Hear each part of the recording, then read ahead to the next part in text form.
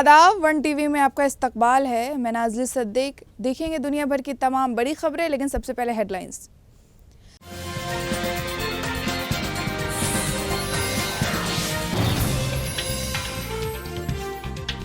Qatar की अदालत ने हिंदुस्तानी नेवी के 8 साबिक एहलकारों को मौत की सजा सुनाई।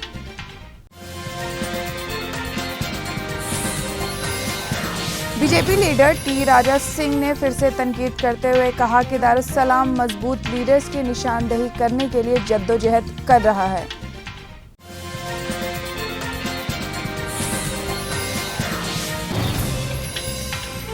गुजरात के सूरत में एक ही खानदान के 7 अफराद ने की खुदकुशी। कतर की अदालत ने हिंदुस्तानी नेवी के 8 साबिक एहलकारों को मौत की सजा सुनाई है। साबिक नेवी के अफसरान अल-दोरा कंपनी के लिए कतरी हुक्काम के लिए अबदोज के मंसूबे के लिए काम कर रहे थे, जब उन्हें 1 साल से ज्यादा अरसा कबल हिरासत में ले लिया गया था। मिनिस्ट्री ऑफ एक्सटर्नल अफेयर्स उस वक्त कानूनी ऑप्शंस तलाश कर रही है और इस मामले को दूसरे मुल्क के हुक्काम के साथ उठाने का इरादा रखती है। बीजेपी टी राजा सिंह ने फिर एक बड़ा बयान दिया है, जहां उन्होंने कहा कि बीआरएस ने अभी तक गौशा महल में मुकाबला करने के लिए उम्मीदवार नहीं खड़ा किए हैं। ऐसा लगता है कि एमआईएम का दफ्तर दारुस्सलाम मजबूत लीडर की निशानदेही करने के लिए जद्दोजहद कर रहा है, ताकि बीआरएस को मेरे खिलाफ चुनाव में खड़े होने की सिफारिश की जा सके। मैंने खुल्लम खुल्ला ओवैसी को चैलेंज किया है कि वो मेरे खिलाफ उम्मीदवार खड़े करे, लेकिन उन्होंने अभी तक कोई काबिले उम्मीदवार नहीं खड़ा किया है।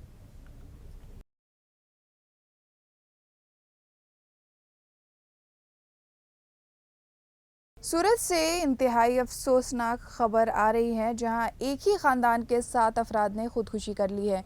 7 अरकान ने मुबैना तौर पर कीड़े मारने वाली दवा खाई, जबकि एक ने फांसी लगा ली। उन्होंने सुसाइड नोट भी लिखा है और पुलिस इसकी वजह तस्दीक कर रही है। ये ज़्यादातर माशियाती मसला मालूम होता है, मज़ीद तफ्तीश की ज़रूरत है। तेलंगाना में एक बहुत खुशनुमा वाक़या पेश आया, जब मेडचल बैठक में वज़ीर मल्ला रेड्डी इंतखाबी मुहिम के दौरान एक बुजुर्ग खातून को अपनी गोद में बैठाते हुए दिखे।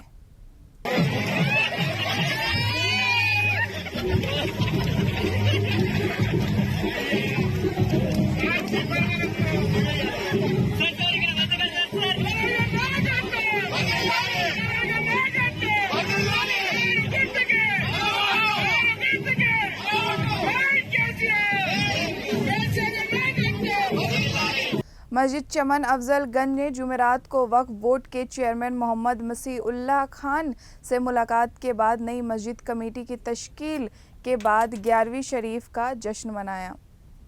Arif Amsare vice president, Miraj Ahmad secretary, MA मस्जिद ट्रेजरार, दूसरे अराकीन मुसल्ली इस मौके पर मौजूद थे।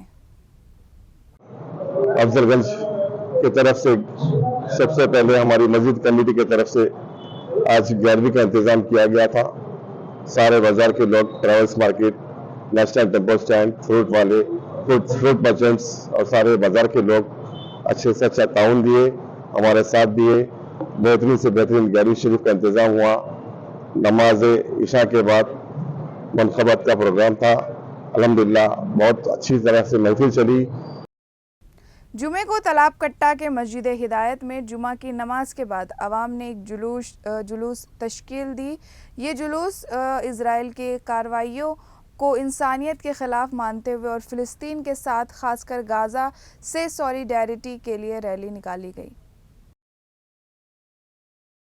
आज के लिए बस इतना ही। अब मिलेंगे नई खबर के साथ, तब तक के लिए खुदा हाफिज़।